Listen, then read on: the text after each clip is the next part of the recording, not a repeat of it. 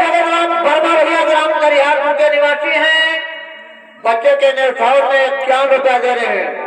यह 51 के बदले 51 लाख लक्ष्मी जो उनके पैकेट में निवास करें पार्टी धमका रही है, लेकिन उनका फरमाइश तो